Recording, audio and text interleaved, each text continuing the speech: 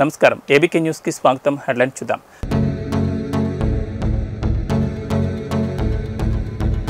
మేడిగడ్డకు బయలుదేరిన BRS declare చేయలేక రాద్ధాంతం చేస్తున్నారని కేటీఆర్ ఫైర్.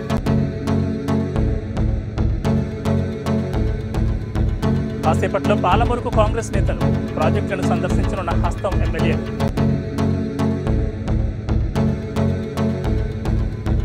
డ్రగ్స్ కేసులో మరో కీలక పరిణామం. హైకోర్టును ఆశ్రయించిన director Krish.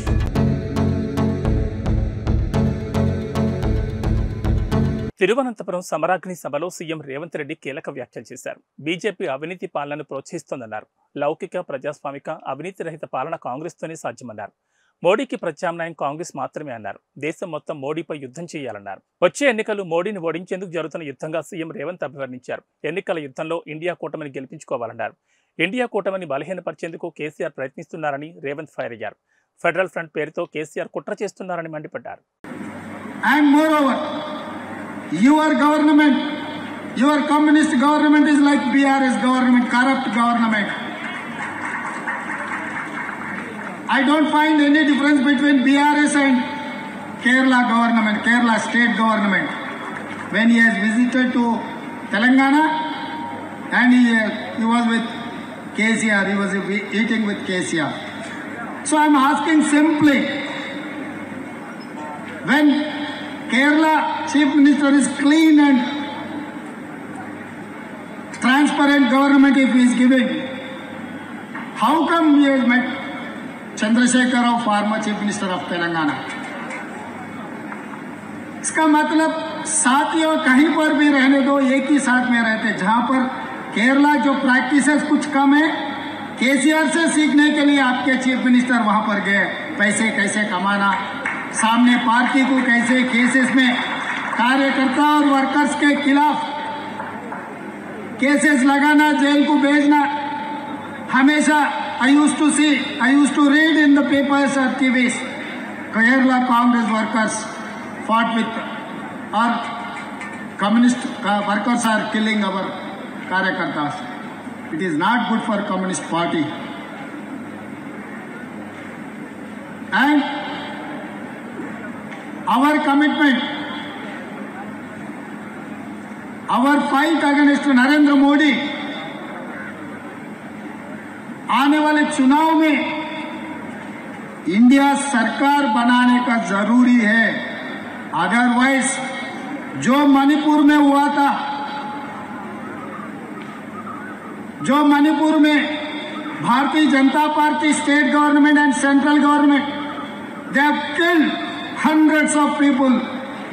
They have burned like anything for churches and other things. They don't have any tolerance for other communities.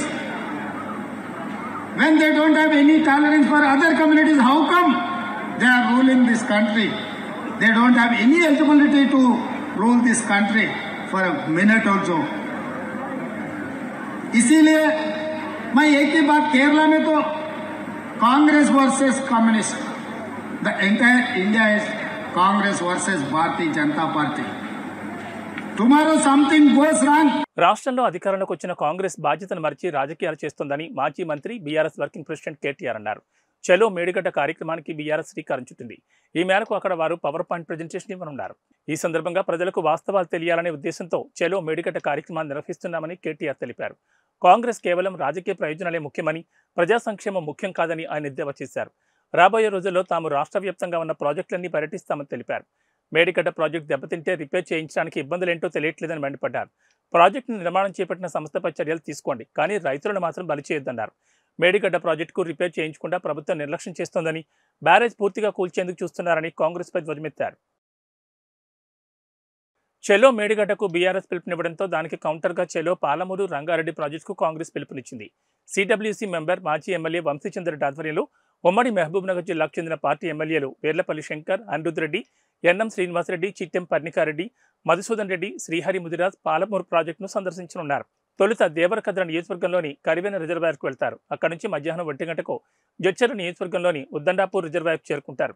అనంతరం షాద్నగర్ నియోజకవర్గంలోని లక్ష్మీదేవిపల్లి రిజర్వాయర్కు వెళ్తారు. 10 ఏళ్ల కేసీఆర్ పాలనలో పాలమూరు జిల్లాలోని ప్రాజెక్టులు ఏ విధంగా నిర్లక్ష్యానికి గురయ్యాయనేది ఈ సందర్భంగా కాంగ్రెస్ నేతలు వివరించనున్నారు. రాష్ట్రంలో పేరుకుపోయిన ధరణి అప్లికేషన్ల పరిష్కారానికి స్పెషల్ డ్రైవ్ కొనసాగుతోంది. ప్రతి మండలంలో 2 నుంచి 3 టీమ్స్ నియమించనున్నారు. తహసీల్దార్, డిప్యూటీ తహసీల్దార్, రెవెన్యూ ఇన్స్పెక్టర్ నేతృత్వంలో దరఖాస్తులు స్వీకరిస్తున్నారు. ప్రతి దరఖాస్తును పరిశీలించి అవసరమైతే ఫీల్డ్ ఇన్స్పెక్షన్ చేసి రిపోర్ట్ ఇస్తారు. ప్రతి తహసీల్దార్ కార్యాలయంలో అధికారులు అందుబాటులో ఉంటారు. పారాలీగల్స్, డిఆర్డీఏలో పనిచేస్తున్న కమ్యూనిటీ సర్వేయర్లు, అగ్రికల్చర్ విస్తరణాధికారులు, పంచాయతీ సెక్రటరీలను కూడా స్పెషల్ డ్రైవ్లో వినియోగించుకోనున్నారు. గ్రామాల వారీగా, మాడ్యూళ్ల వారీగా జాబితాలను సిద్ధం చేసి టీమ్స్కి తహసీల్దార్ అందజేస్తారు. ప్రతి దరఖాస్తుదారుడికి వాట్సాప్ ద్వారా సమాచారాన్ని అందజేస్తారు. డాక్యుమెంట్లు అవసరమైతే అడగొచ్చు. అలాగే సేత్వార్, ఖాస్రా, సెసల్లా, పహానీ, పాత పహానీ, 1B రిజిస్టర్, ధరణి డేటాను పరిశీలిస్తారు. అసైన్మెంట్, ఇనాం, పీఓటీ రిజిస్టర్స్, భూదాన్, వక్ఫ్, ఎండోమెంట్, ల్యాండ్ రికార్డులు అవసరమైతే వెరిఫై చేసే అధికారాన్ని కట్టబెడుతూ CCLA నవీన్ మిట్టల్ ఉత్తర్వులు జారీ చేశారు. అవసరమైతే ఫీల్డ్ విజిట్ చేస్తారు. స్థానిక విచారణ చేసి వాస్తవాలు తెలుసుకునేందుకు అవకాశం ఇచ్చారు. ఫీల్డ్ విచారణ పూర్తయిన తర్వాత అప్లికేషన్లపై రిపోర్ట్ సమర్పిస్తారు. అవి ఆమోదించవచ్చు లేదా తిరస్కరించవచ్చు. ప్రతి రిపోర్ట్ తప్పనిసరిగా అప్రూవల్ ఇచ్చే అథారిటీకి పంపిస్తారు. అప్రూవల్ చేసే అథారిటీ వాటిని నిర్దేశించిన ఫార్మాట్ ద్వారా ఆమోదించడం లేదా తిరస్కరిస్తున్నట్లు పేర్కొంటూ ఉన్నతాధికారులకు సమర్పిస్తారు. ఇవాళ నుంచి ఈ నెల 9 వరకు రెవెన్యూ స్పెషల్ డ్రైవ్ ద్వారా పెండింగ్లోని ప్రతి దరఖాస్తును పరిష్కరించాలని, ఏ ఒక్కటి పెండింగ్లో ఉంచొద్దని ఆదేశించారు. ప్రభుత్వ భూములను తప్పనిసరిగా పరిరక్షించే విధంగానే డ్రైవ్ ఉండాలన్నారు. తహసీల్దార్లు, ఆర్డీఓల ద్వారా కలెక్టర్లను ప్రతిరోజు మానిటరింగ్ చేయాలని మార్గనిర్దేశం చేశారు. అయితే స్పెషల్ డ్రైవ్ ప్రోగ్రాం పూర్తిగా ధరణి కమిటీ డిజైన్ చేయడం గమనార్హం. రైతులను ఇబ్బందులు గురి చేయకుండా పూర్తి చేయాలని మార్గనిర్దేశాల్లో ప్రత్యేకంగా ప్రస్తావించారు.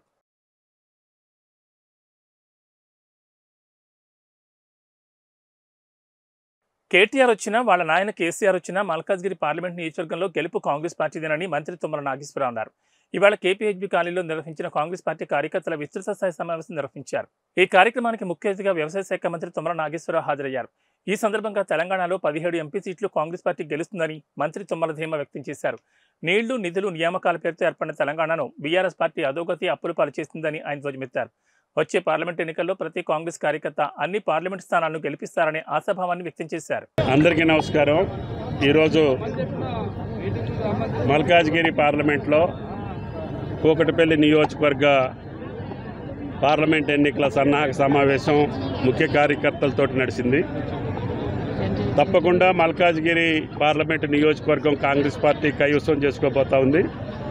దానికి భయపడ్డటువంటి బీఆర్ఎస్ పార్టీ నాయకులు చేతగానటువంటి, పనికిరానటువంటి ఛాలెంజ్లు ఇస్తున్నారు.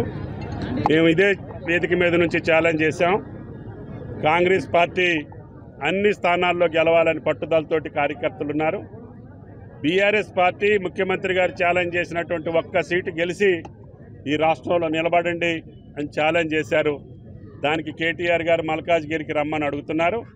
తప్పకుండా కేటీఆర్ గారు వస్తే మల్కాజ్గిరిలోనే ఓడించి కాంగ్రెస్ పార్టీ కార్యకర్త చేతిలో ఇంటికి పంపిస్తామని చెప్పి ఛాలెంజ్ చేశాం.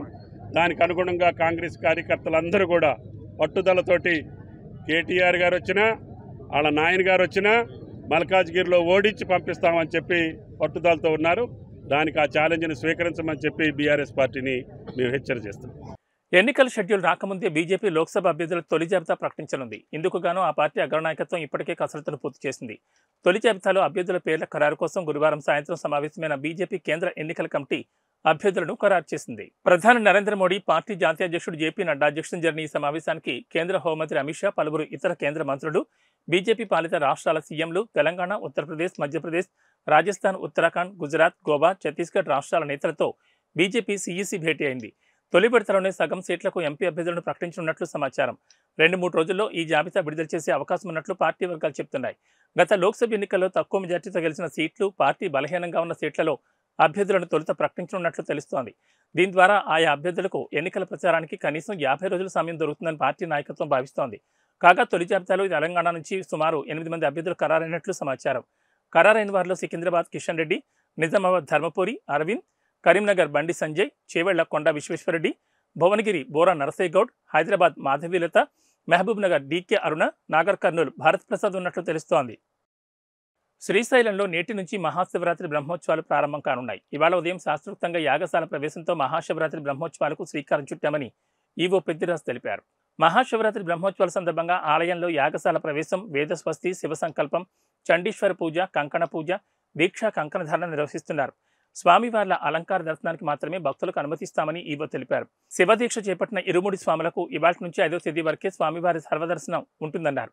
బ్రహ్మోత్సవాల సమయంలో అన్ని ఆర్జిత సేవలను పూర్తిగా ఆపేస్తున్నట్లు చెప్పారు.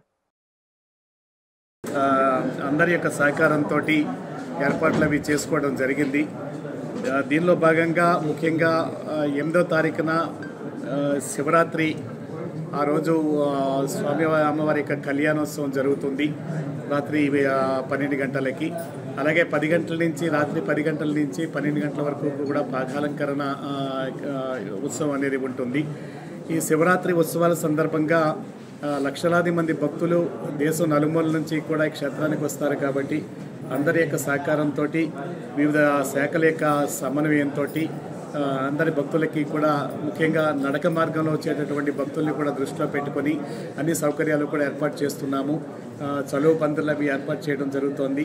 అలాగే నడక మార్గంలో వచ్చేటటువంటి భక్తులకి మంచినీటి సదుపాయము, అలాగే దాతల యొక్క సహకారంతో అన్నప్రసాద వితరణ కూడా జరుగుతుంది.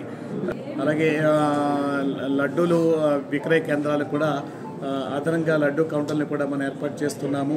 ట్రాఫిక్ని క్రమబద్ధీకరించే విధంగా కూడా చర్యలు తీసుకుంటున్నాము.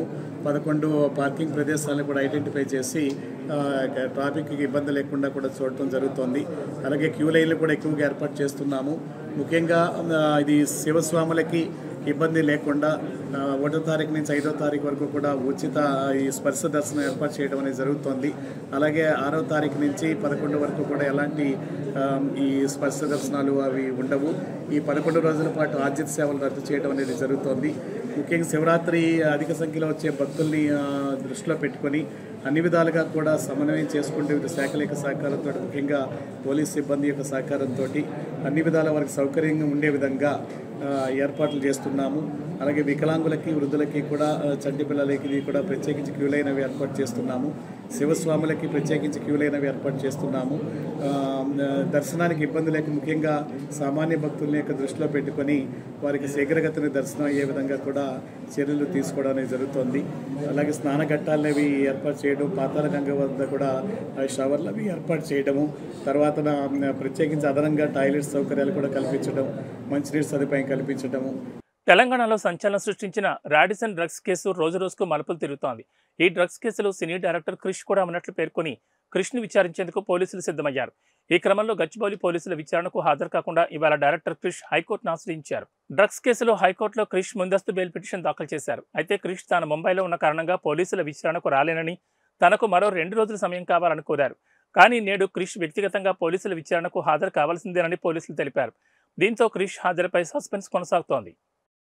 ఎమ్మెల్యే లాస్యనందిత యాక్సిడెంట్ కేసును ముమ్మరంగా దర్యాప్తు చేస్తున్న పటాన్చెరు పోలీసులు కీలక ఆధారాలను సేకరించారు.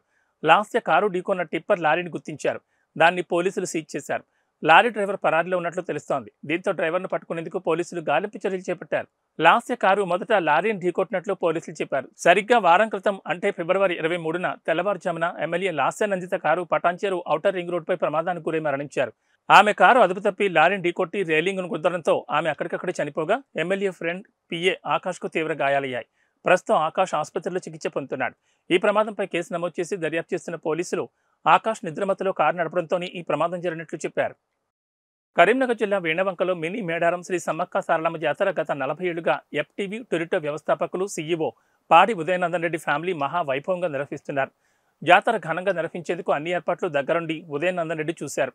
భక్తులు సమ్మక్క సారలమ్మ గద్దెల దగ్గర మొక్కులు, కొబ్బరికాయలు కొట్టి కానుకలు హుండీల్లో వేశారు. ఈ జాతరకు ప్రతి ఏటా తెలంగాణ నుంచే కాకుండా వివిధ రాష్ట్రాల నుంచి 1,00,000కు మించి భక్తులొచ్చారని ధర్మకర్తలు తెలిపారు. 7 హుండీలను ప్రభుత్వ అధికారులు, పోలీసులు, సమ్మక్క సారలమ్మ ధర్మకర్తలు, కమిటీ సభ్యుల సమక్షంలో లెక్కించారు. సుమారు 100 మంది కలిసి హుండీల్లో ఉన్న కానుకలను లెక్కించారు. మొత్తం 7,40,000 రూపాయల ఆదాయం వచ్చింది. ఈ డబ్బులు గ్రామాభివృద్ధికి ఖర్చు చేయనున్నట్లు ఉదయనందన్ రెడ్డి తెలిపారు. జాతరకు సహకరించిన ప్రతి ఒక్కరికి ఉదయనందన్ రెడ్డి కృతజ్ఞతలు తెలిపారు.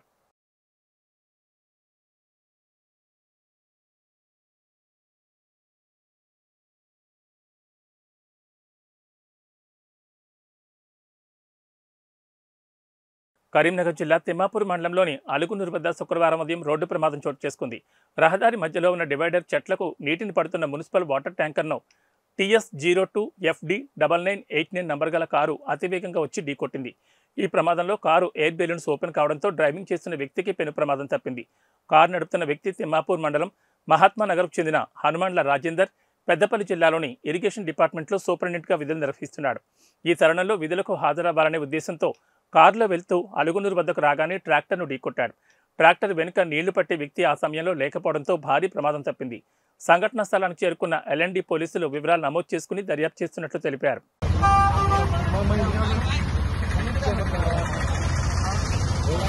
ఏబీ బులెటిన్ విశేషాలు. నమస్కారం.